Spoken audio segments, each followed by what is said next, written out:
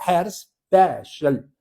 علاش جابوه ما على باليش. يدوه للمونديال وي، الاسم البريستيج، وليد زيدان ما يهمش باللي اسق هو يعرف يلعب ولا لا، يهم انه باباه زيدان. ما جبناش زيدان، ما جبنا الزيدان اللاعب، جبنا وليدو اللي فاشل كحارس مرمى، وريال مدريد رماو له الماء مكون فيه ريال مدريد. نبداو على كل حال كما راكم تشوفوا لهنا يلعب في اف سي غرناطه في عمره 27 سنه، غير الجنسيه تاعو، متر و83.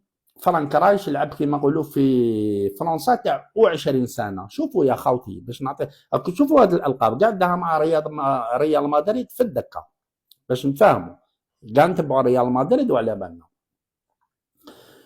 في 20 سنه حبس مع المنتخب الفرنسي، في 20 سنه حبس ما زادولوش، حتى المنتخب تاع 21 و23 ما زادوش عيطوا له.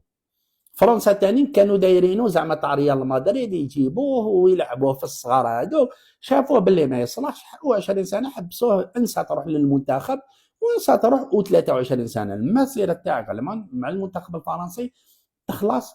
20 سنه في عمره 27 سنه، عنده 7 سنين يعني ملي كي نقول 7 سنين بون في عمره 27 و20 سنه يعني يقدر يكون في عمره 19 سنه 18 سنه، يعني تقريبا عنده فايت 8 سنين الى 9 سنين حبسوه من المنتخب الفرنسي تاع الاصاغر.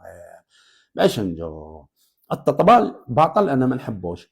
عنده 4 مباريات هذا الموسم راهم ماركين له 10 اهداف وما خرج حتى كلين شيت.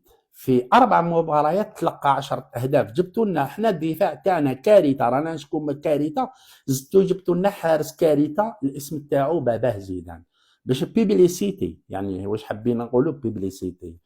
دوك ندخلوا في التفاصيل.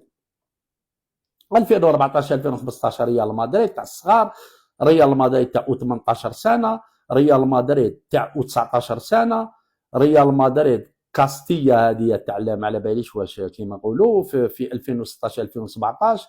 ومن بعد ريال مدريد المنتخب الفريق الاول 2018 2019 شابع دكار مولولما اللي من باعوه الراك هذه، وهذا اللي راهو يلعب فيها في الدرجه الثانيه، راهو يلعب في اسبانيا في الدرجه الثانيه، في الدرجه الثانيه. اسمع مليح هكذا ولا لا؟ عندنا حراس في الجزائر احسن منه بكثير.